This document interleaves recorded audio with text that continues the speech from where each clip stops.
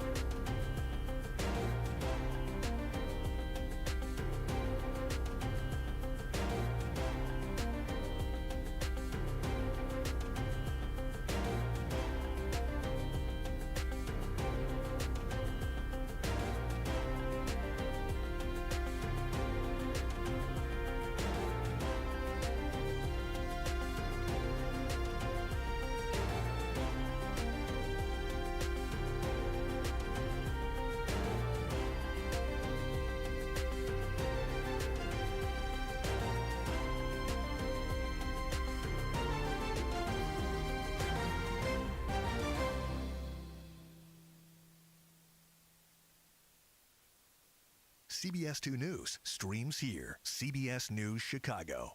Cutting the cord on cable? Stream CBS 2 News live every day on CBS News Chicago.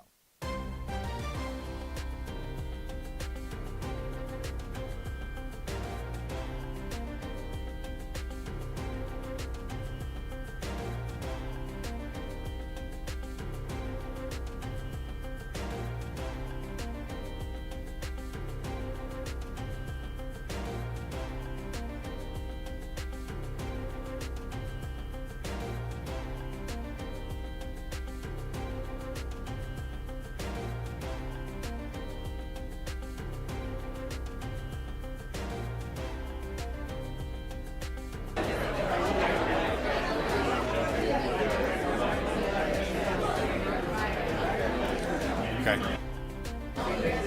Mic check, testing 1.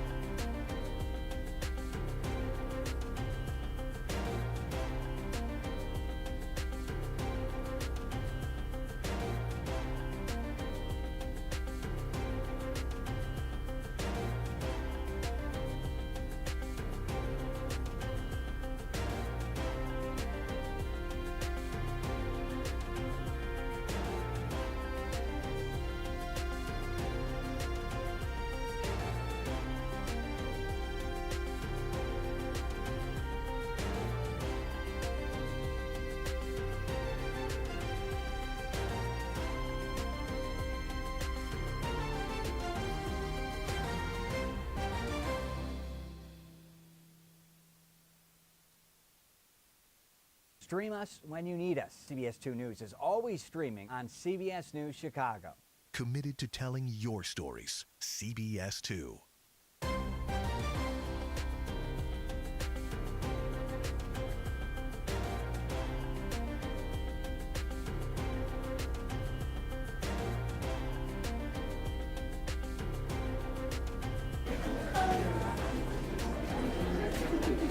Mic check, testing 1, 2, 3. Okay.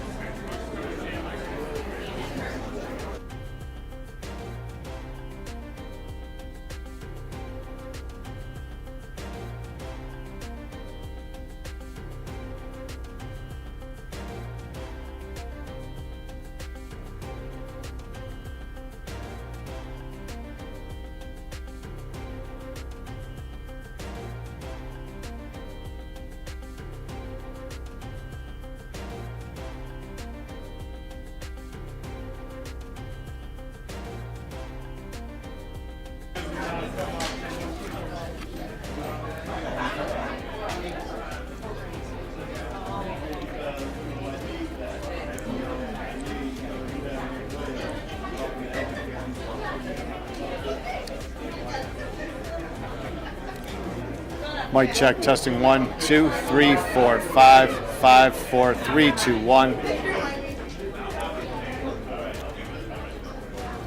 Mic check, testing 1, 2, 3, 4, 5.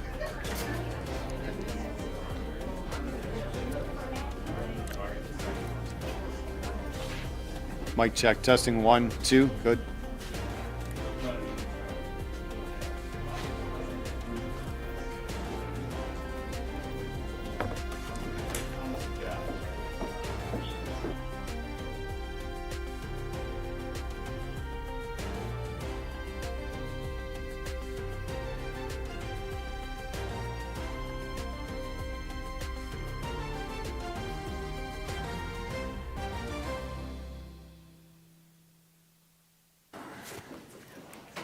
The latest breaking news, first alert weather, and more streaming on CBS News Chicago. Keeping you safer, sooner. CBS 2 First Alert Weather.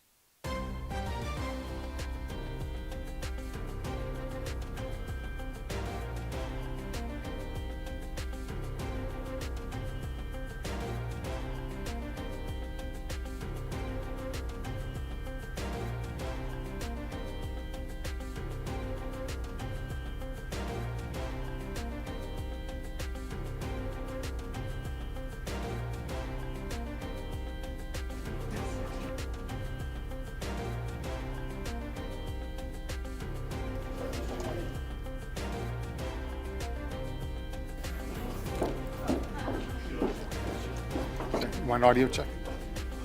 Mic check, testing 1, 2, 3, 4, 5. Good. Okay.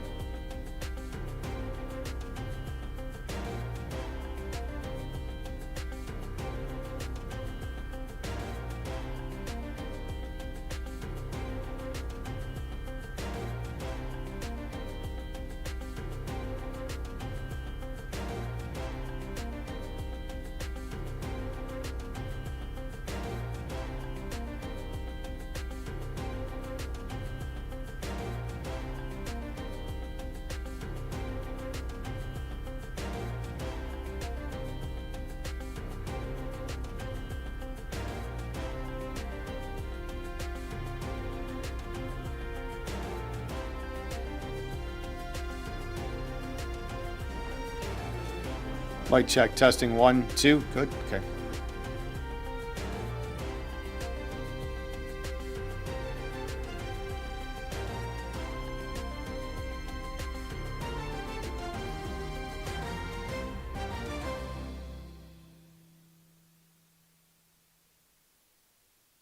CBS 2 News streams here. CBS News Chicago. Cutting the cord on cable? Stream CBS 2 News live every day on CBS News Chicago.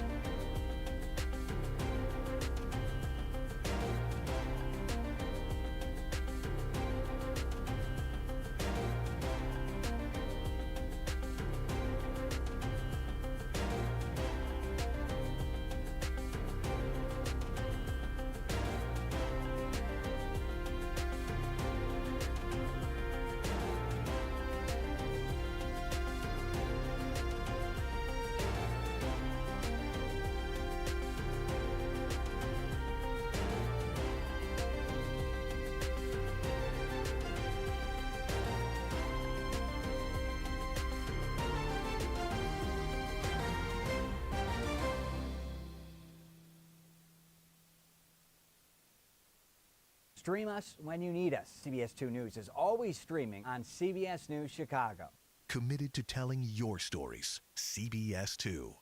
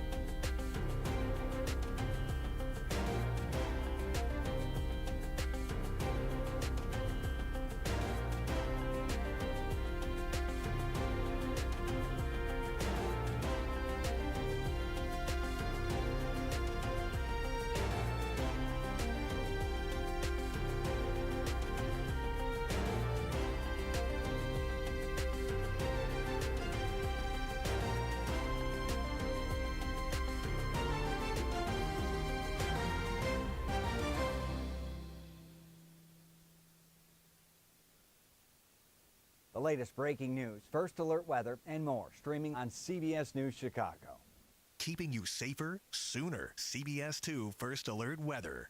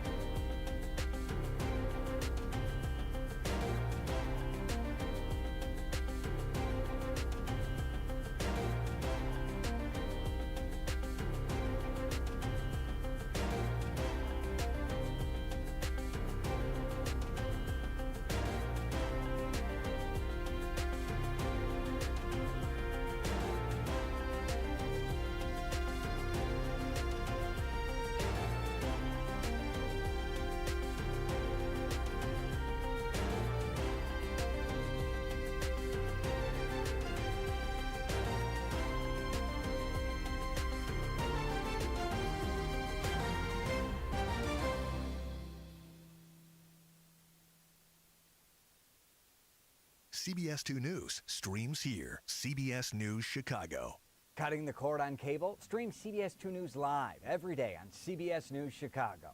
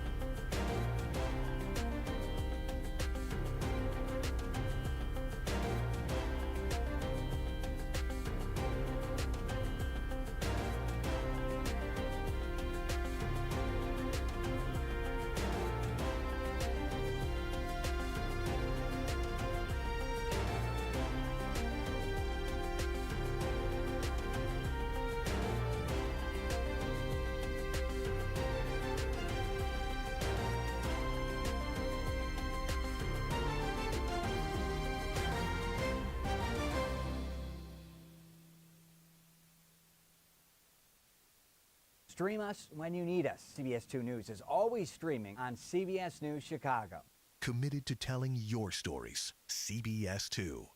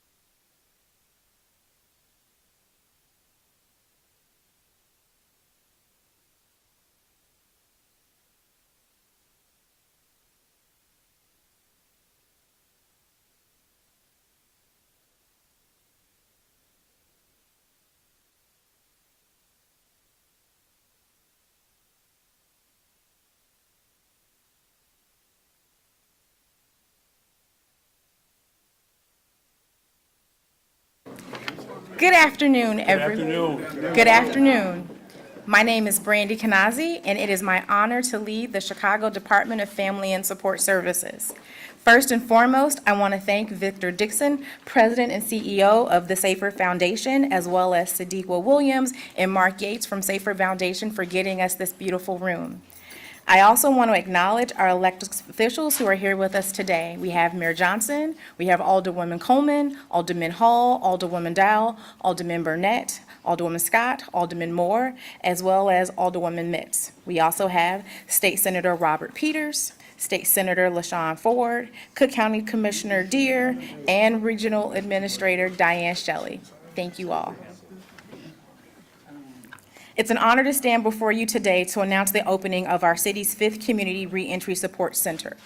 This center, along with our selective pre-release and intensive navigation going forward, or Spring Forward as we call it, marks significant milestones in DFSS's commitment to connect Chicago residents and families to resources that build stability, support their well-being, and empower them to thrive.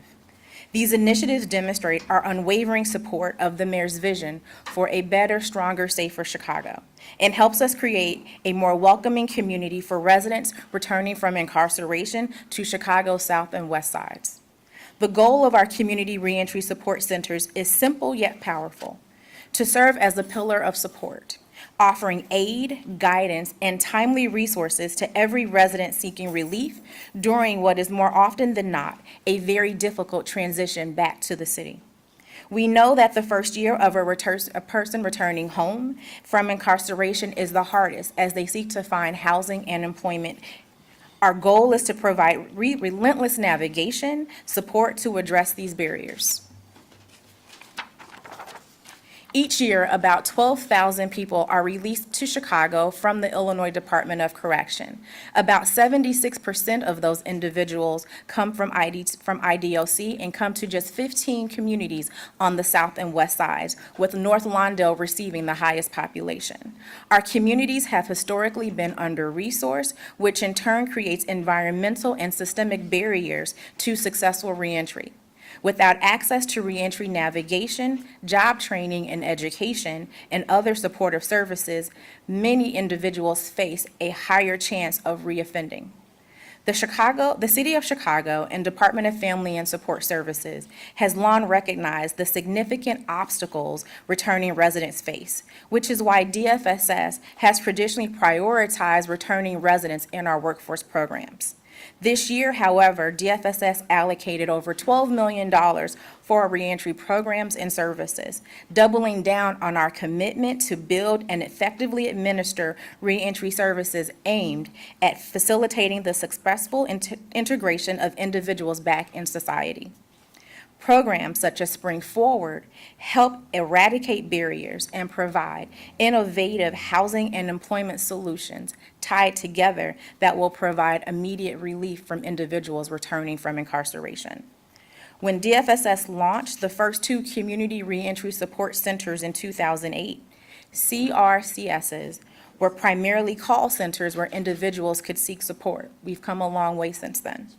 Since the COVID-19 pandemic, DFSS has significantly increased funding to these centers, expanding support available to each site to make sure they're more than just a call center, but a place for people to actually have human connection.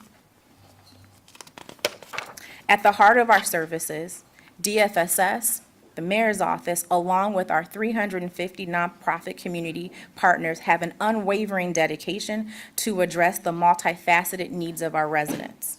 Similar to the educational programs we provide to youth and children and the response that we provide to seniors, we also provide reentry services for those returning from incarceration. With help and feedback from returning residents and those with lived experiences, we've been able to build these successful programs that will transform their lives. If you or someone you know is looking for reentry support, please visit our website at chicago.gov/reentry or call 312-798-3310 for job placement services. I'm immensely proud of our city's resilience and compassion, which have laid the foundation for our new investments. I want to thank the DFSS staff for their tireless and their wavering support to help us achieve this goal. Standing in the back, we have Frankie Amuo Shipman, we have Mark Sanders, Courtney Palomore, we have Trinity Dobby, Juan Cruz, Cindy Rivera, Rhonda Anderson, and Sarah Neismer, and so many more staff. Thank you for all that you do. I also want to thank our partners at the Safer Foundation, Cara Collective, and Lawndale Christian Legal Center for being great partners in this work. Together, let us embrace this new chapter and work to build, hand in hand, a better, stronger, more safer Chicago. And at this time, I'd like to bring up our great mayor of this wonderful city, Mayor Brandon Johnson. Thank you.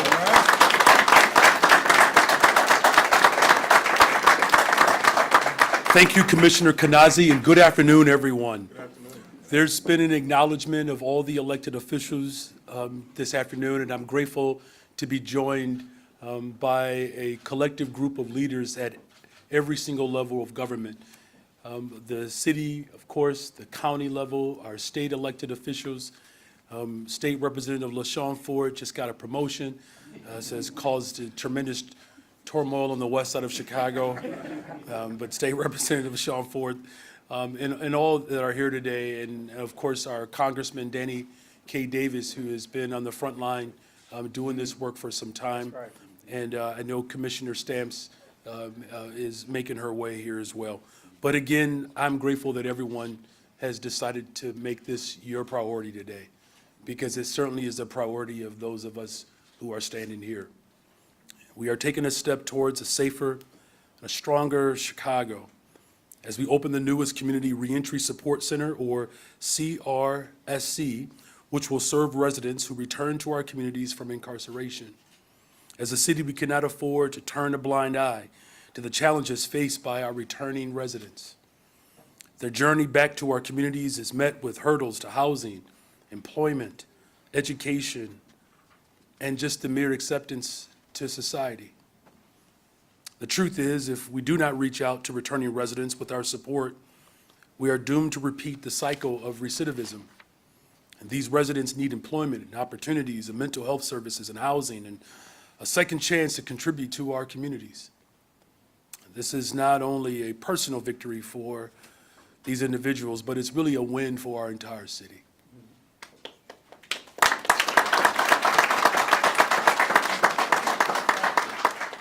Because supporting our returning residents, it's a strategic investment into community safety. When we reduce recidivism, we not only lower crime rates, but we create more inclusive and resilient communities that make us all safer. And this new CRSC, called the Safer Foundation Welcome Center, will be operated by the Safer Foundation and supervised under DFSS. It joins a network of 5 total centers in the city of Chicago that are open to any justice-involved Chicago resident over the age of 18 with an arrest record or a conviction record. The services offered to these centers include employment assistance, education, mentoring, support groups, access to housing and food assistance, access to substance abuse and mental health services, strategies for presenting criminal backgrounds to employers, information on expunging criminal records, and of course, family reunification and child support assistance. The city of Chicago dedicated over $3.5 million each year to operating and supporting these 5 community reentry support centers, and they will be across our city. Our commitment is real, and it doesn't end there. In October of this year, DFSS kicked off the Spring Forward Reentry Program that will provide extensive supports for employment and housing navigation.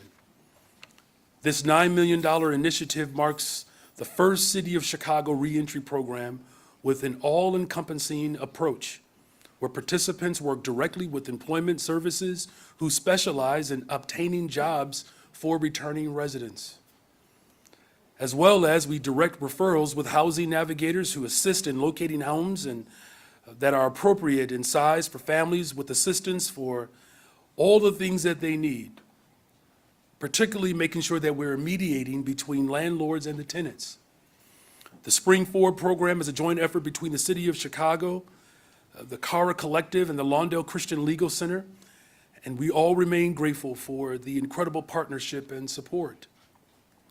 We are confident that the spring forward approach that meets the residents where they are will have an incredible impact on all of these individuals who are tackling these barriers, and know that those who are returning to the city of Chicago, having been incarcerated, know that you're not tackling alone. You got a team with you. DFS continues to build partnerships to support our returning residents, and we do it with diligence, cultivating collaborations, and making sure that every single department is working hand in hand. We hope to establish a foundation for an evolving partnership dedicated to supporting returning residents throughout their journey from pre-release to post-release. And building partnerships and extending support to returning residents is just one more way that we will build a safer Chicago. The importance of this work cannot be overstated. Here in Chicago, we believe in the power of positive change. Thank you to Commissioner Kanazi and the entire team. I have two of my deputy mayors here, Gary Gatewood and Jen Johnson, and a whole host of families and friends who are dedicated to making sure that our returning residents have the full support of government. And thank you to our community organizations. You all have been doing this on the front lines for a long time. And know that we're going to build programs that partner and lend our expertise to making sure that our communities are made whole. Unfortunately, for too long, this country has had an addiction on incarceration, spending more on incarceration than we do to educate a family. But aren't you glad there's a new day in the city of Chicago? God bless you. God bless the city of Chicago. And with that, my friend and colleague of the 24th Ward, Alderwoman Scott. All right.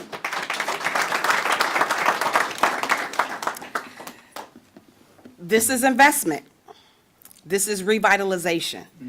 This is the resources that you bring to a community that has been impacted by disinvestment, disenfranchisement. This is what you call investing in your people. So I can't thank this administration enough for this welcoming program to allow reentry for our residents. Like Commissioner stated, most of the residents that are returning, most of them come to North Lawndale. Right. And so when you have communities that have that breakdown, you need resources. And these are the resources that will be impactful into a community that we're trying to revitalize, that we're trying to reclaim, that we're trying to grow. And so you need these type of impactful programs, and working with Lawndale Legal Center. It's a great thing to live in North Lawndale right now because we have the resources. We're getting the much needed respect and investment that we need to invest in our people.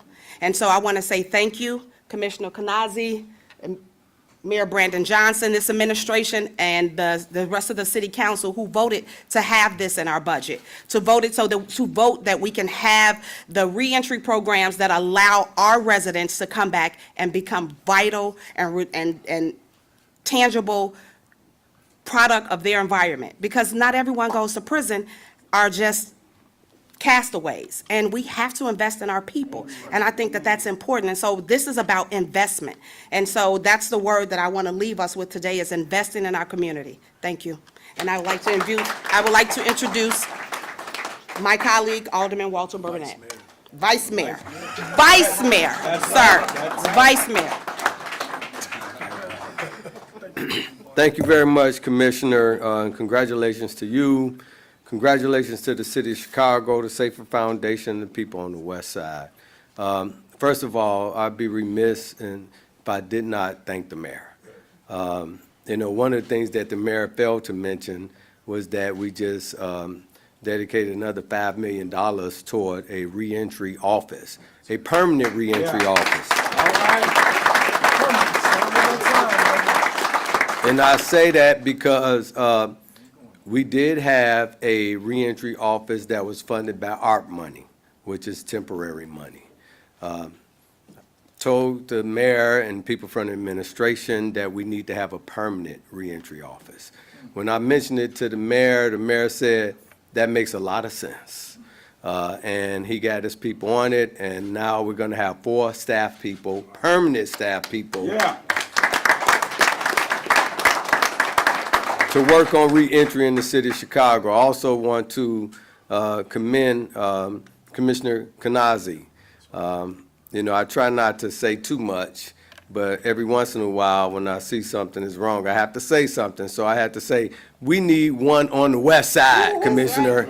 And, and when we interject that during the budget hearings, the commissioner jumped on it, and it made a lot of sense because the west side is getting the most returning residents in the city of Chicago than anywhere else. So I just want to thank the commissioner, thank everyone that's involved.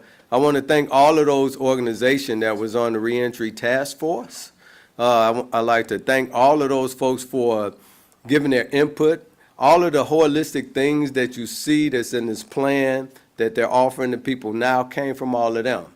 Came from all of those organizations that have been dealing with people for years, trying to help them along the way as they came home. You know, one of the things we say from the county, from the state, when people come home, they get $10 and an outfit and a bus ticket.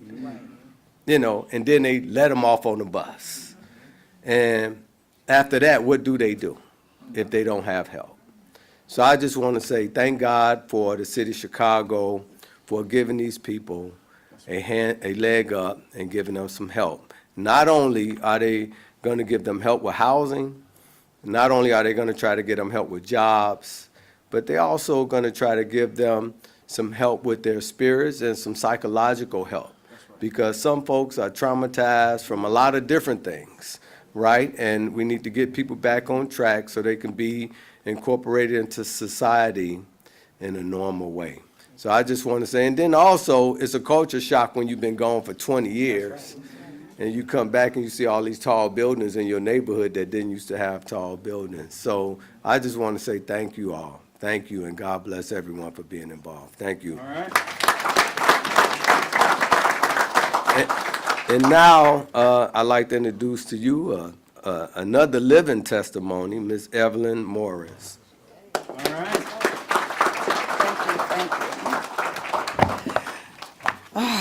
First, I want to thank God. Amen. I want to thank the mayor and the aldermen. Thank you for the introduction.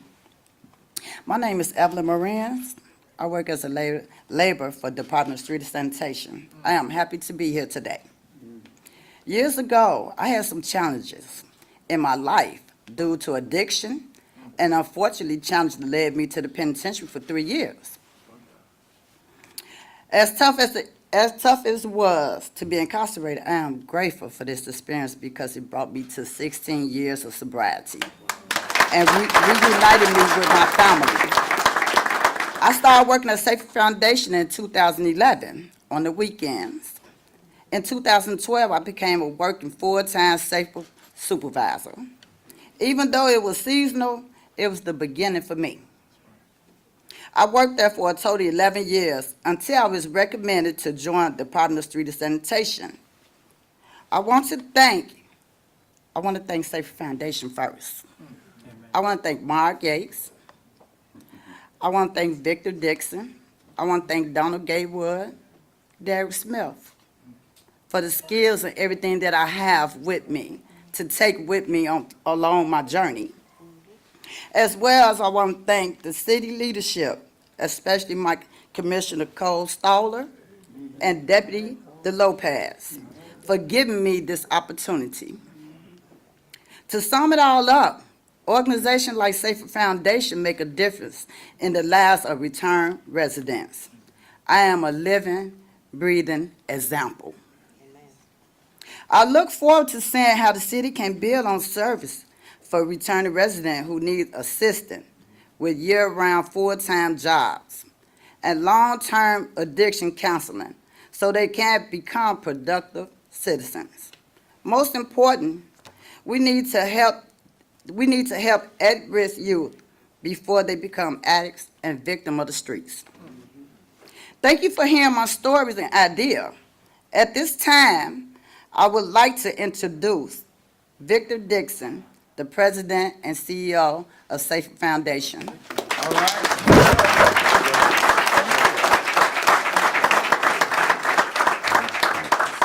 Thank you. Thank you. Well, good afternoon, everyone. Thank you, Evelyn. We're so proud of you and delighted to see that you've taken full advantage of the opportunities available at SAFER. And I want to welcome you to SAFER Foundation's Danny K. Davis Second Chance Center. That is the new name of this facility. So I want to thank you, Mayor Johnson.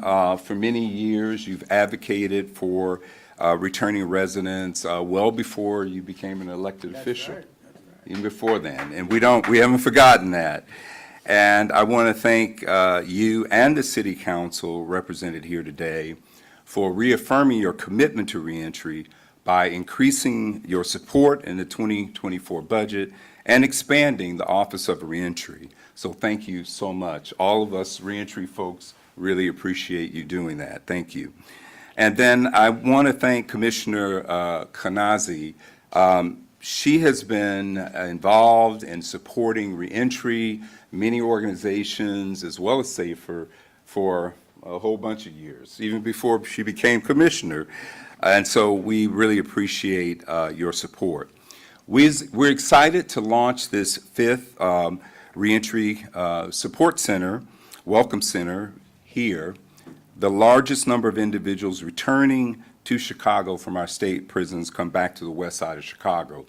And for those of you that are not deeply involved in reentry, according to the Department of Justice, there are more people with arrest and conviction records in Cook County than any county in the country. It is a huge issue here that many people are just not aware of how big the issue is. This center will play an important role in linking those people to a wide range of services they need to get their lives back on track, and helping returning residents reestablish themselves in the community holds great benefit for everyone in our community. It's not just for them. The key measure of the impact of reentry programs is reducing recidivism. And this means a person has not committed a new crime for which they've been arrested, convicted, or reincarcerated. Reentry work, that service makes our community safer for everyone in the community. It's not just for them.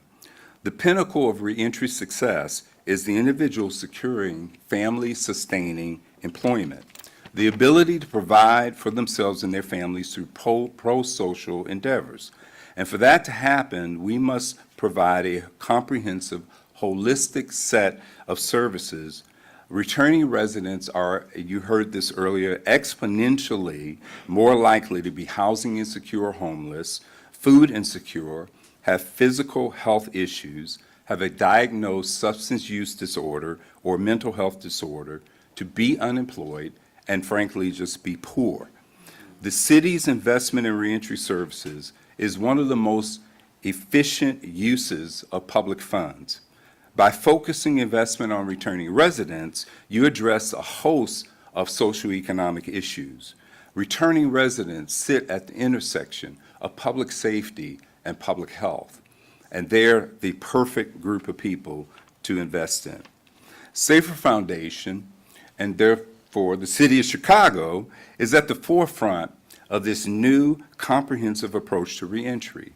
SAFER provides the traditional workforce development programs, training and employment, but our new strategic initiative added to those services SAFER-owned residential buildings for transitional and permanent housing, a community-based substance treatment and mental health center, and a coordinated access to physical health care services.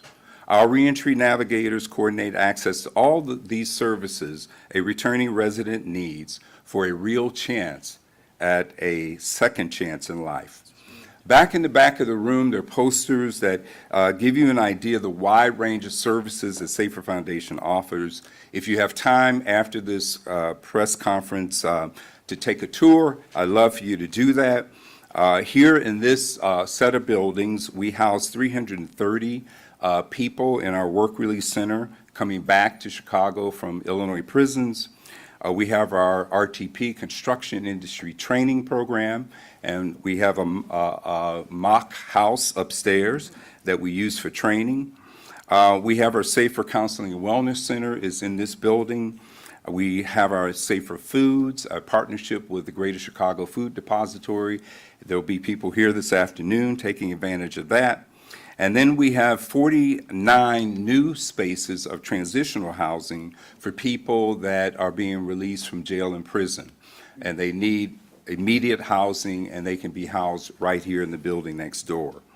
So finally, I don't want you to miss the fact that on the building out here is a fantastic mural that was completed this summer to honor Congressman Danny K. Davis, who is the father of the Second Chance. And this building has been renamed. We'll have new signage. This will be Safer Foundation's Danny K. Davis Second Chance Center. So I want to thank, we can clap for that. I want to thank all of the elected officials here. Almost all of them have been working in this space and doing things for the reentry community for decades. I mean, and they have championed this cause a long, long time, and we really appreciate your support. So I want to thank you for coming to Safer, and I'd like to welcome again our mayor, Brandon Johnson. Thank you again for being here. I just want to acknowledge one more time, I know Commissioner Kanazi has acknowledged all of our elected officials here from our state legislature that are passing laws in Springfield to bring transformation. As you all know, the county government has been on the front lines of making sure that we are depopulating our county jail, and President Preckwinkle has been on the forefront doing that. And I really can't thank enough the Black Caucus of City Council. You know, there's a lot to be said about the political moment that we're experiencing right now. But make no mistake about it, the Black Caucus has demonstrated the type of unity that the city of Chicago has been calling for, and today is an example of that.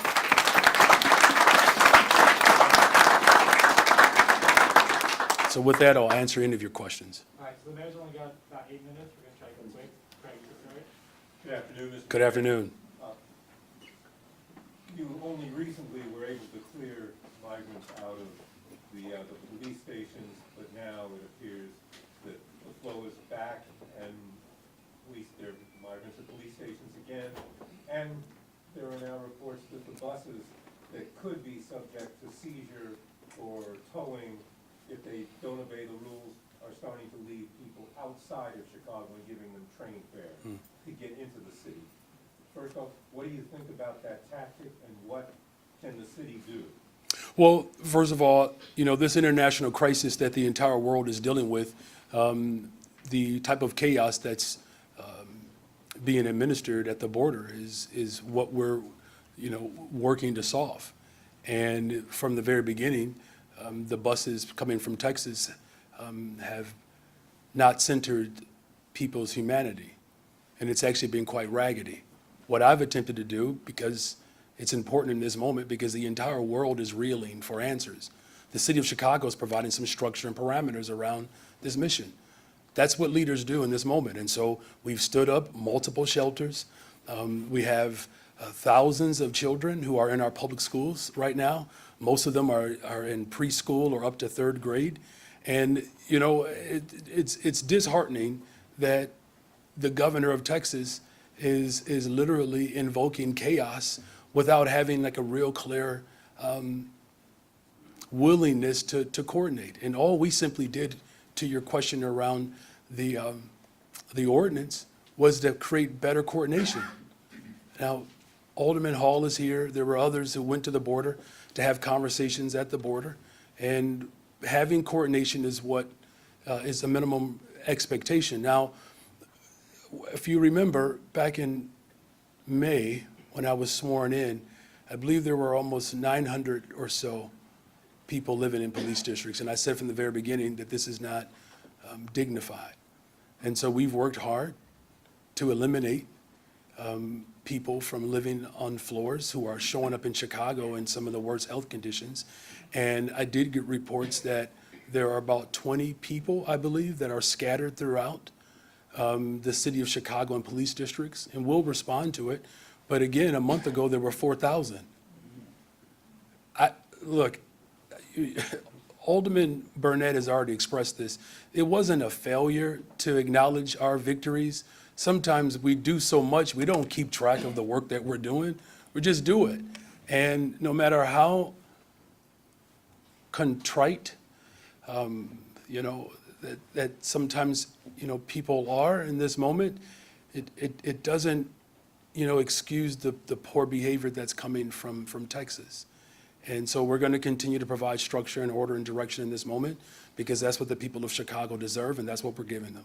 Mayor, the shelter at Halsted and Cermak, a 5-year-old boy was there shortly before he died this weekend. There have been reports that their conditions are unsafe, unsanitary. Do you have confidence that that shelter is safe for people to live? I believe there's over 2,000 people living there. Well, again, let me just emphasize again, the conditions in which people are arriving in Chicago are quite disturbing. The people who are at the border sleeping outside in the cold, out in the rain, trekking through thousands of miles of jungles, being forced on buses without any clear direction of where they're going. And while children and women were living on floors in police districts, and my administration eliminated that practice, there were ambulatory runs, 911 calls, because, again, people are showing up in very extreme circumstances, very, very unhealthy. And so what I'm confident is that all of our levels of government are coming together to provide support for these individuals who are seeking asylum. And we're going to continue to assess our work as we move forward. And, of course, we're providing support for the family, and we are obviously deeply sorry and hurt by this loss. And it's not lost on any of us here that the conditions in which people are showing up in Chicago, they're worse. The last reporter just indicated, they're just dropping all people anywhere. Do you understand how raggedy and how evil that is? You're just gonna put people on a bus and just take them somewhere and drop them off in the middle of the night? And then you wanna hold us accountable for something that's happened down at the border? It's sickening. And so, but just know that our work is not done. But let's be very clear. You know where this is promulgating from, right? You do know that, right? That you have a governor in Texas that can care less about those families and literally dropping them off, not just in Chicago, but anywhere and everywhere. It's wicked.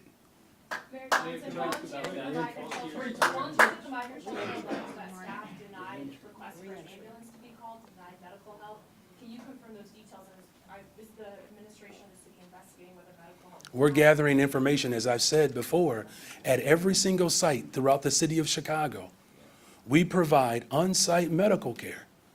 In fact, the county government has just put forth more dollars for more health care. But I want you to hear me good. They're showing up sick. Do you hear me? They're showing up sick. The issue is not just how we respond in the city of Chicago, it's the fact that we have a governor, an elected official in the state of Texas that is placing families on buses without shoes, cold, wet, tired, hungry, afraid, traumatized, and then they come to the city of Chicago where we have homelessness, we have mental health clinics that have been shut down and closed. You have people who are seeking employment. The governor of Texas needs to take a look in the mirror of the chaos that he is causing for this country. This is not just a Chicago dynamic. He is attacking our country. The sensibility and the civility of our country, he is undermining that. It's all good. We good. Yes. Mayor, given what's happened at the shelter this morning and what is, we've seen more ambulances show up there, is it time to reevaluate using these warehouses as places for shelter activities? So I want to make sure I understand your question. Hold on, I got you. I just want to repeat back to me. I'm going to repeat to you what I believe you're asking me. You're asking me, based upon an out-of-control governor who is sending busloads of people all over the country, you're asking if Chicago should reevaluate how it handles the migrant crisis? No, that's not what I'm asking. Okay. What I'm saying is that we've had at least one death at this particular shelter. We've seen more ambulances show up at this particular shelter this morning. While we were there, we saw people coming out sick. Does the city need to reevaluate the practice of using the warehouses, which were never designed for human habitation, as a solution in the migrant crisis? As I said before, they are showing up sick.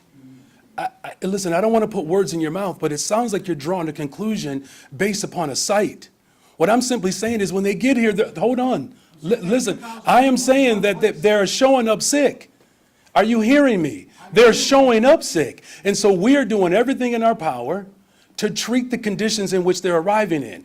As far as us reevaluating our mission, look, an international crisis of global population shift based upon policies that have been promulgated for the last 20 years that have caused not just the sanctions, but have caused displacement for the entire globe. I just want us to understand in the city of Chicago, we are not alone in this crisis. There are hundreds of thousands of people being displaced from the continent of Africa, from Central and South America. So this question about reevaluating, how about we do this? How about we reevaluate all of our international policies that are causing the chaos that we're experiencing right now, and let's evaluate the sanctity of someone in Texas who disregards people. That's what we should be reevaluating. Mayor, I want to go back to the issue of the volunteers. They have said repeatedly that they've asked to get access to the sites to help provide medical care, and that they've been denied that repeatedly by the city. As Charlie pointed out, there have been a number of ambulance runs today after this 5-year-old child had died. It's led people to tell us that the medical care being provided at this site is inadequate. You could respond to that criticism. So there are volunteers that want to provide medical assistance? That's right, and they're saying that they've Are these, hold on a second, are these medically trained volunteers? Yes. Okay, I'm not aware of any medical volunteers that want to go into sites to provide medical care. I'm not aware of that. They've been volunteering for months at the police district. So hold on, I just want to make sure I'm clear though. You're saying that there are medically trained volunteers who want to provide medical support inside of shelters? Right. Yeah, I don't know where you're getting that information from. What I can say is this, that the conditions in which people are arriving in, there is no secret that they have been showing up sick. That's not a secret. There's been ambulatory runs even at police districts. This is not new information. What we're clear about is that until we get a real handle on what is happening internationally, the city of Chicago, the city of Denver, the city of New York, and all these other cities in which this raggedy governor in Texas is shipping people across the world, and particularly throughout the country, until we get a handle on that, we're going to constantly be placed in a position where we're going to have to come up with innovative approaches to address this migrant crisis. And let me just be absolutely clear. Since taking office, we have stood up countless shelters. We have provided education, employment opportunities, medical care, trauma-related services, while at the same time making sure that returning residents, which is why we're here today. Don't interrupt me. Hold on a second. Hold on a second. Don't disrespect the people who have been working on the front line, fighting to bring dignity to black people, who have been harmed by the same policies that Buddy from Texas is trying to instigate. So we're going to do it all. Thank you all. God bless you.